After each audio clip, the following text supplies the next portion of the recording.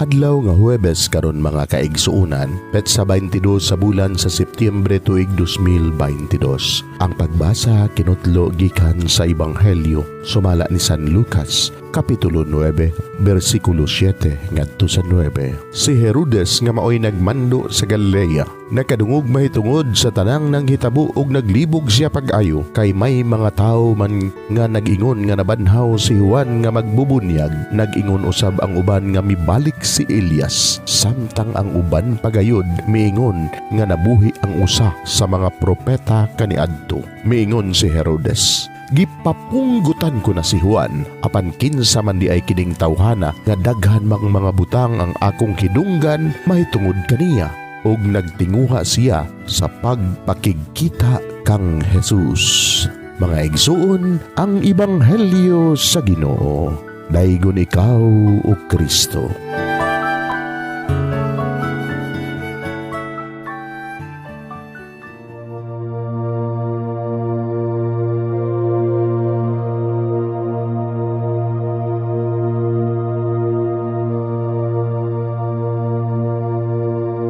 Pagampo sa dili pa magsugod sa trabaho. Magampo kita sa ngalan samahan sa Anak ug sa Espiritu Santo. Amen. Langit mo namong Amahan, sa among pagsulod nining trabahoan, among gidala ang imong presensya uban kanamo. Among gipamulong ang imong kalinaw, imong grasya, imong kaluoy, ug ang imong perpektong hanay sa among mga trabaho. Among gipadayag ang imong gahom labaw sa tanan, diha sa mga butang nga among mahimo, masulti, mahuna-unaan, ug mahukman sulod nining adlaw. Ginoo, nagapasalamat kami sa gasa sa kinabuhi niining bagong adlaw, niining kahigayunan nga kami nakasulod sa trabaho ug mamahimong parte niining nga grupo. Salamat sa mga gasa nga imong gitugyan kanamo. Hamong gamiton kini diha sa pagimaya kanimo. Hatagi kami sa kusog ug kadasig sa pagbuhat sa among mga trabaho. Panalangini ang among mga proyekto, mga ideya ug kusog, aron sa ingon bisan sa pinakagamay namong mga kalampusan, magahatag kini sa imong himaya. Ubani kami Ginoo sa among pagtrabaho nining adlaw. Puna kini nga lugar sa inspirasyon ug kusog. Tabangi kami nga magtrabaho isip usa ka grupo nga mapakita sa usag-usa ang kamaayo. Himuha kami nga maayo nga makabot namo ang mga butang nga kinahanglan namong buhaton.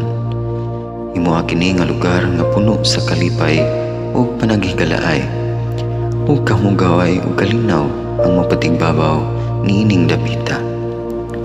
Ginoo, kung kami ana sa kalibog, giyahi kami. Kung kami muwadaan sa kadasig ug paglaom, dasiga kami.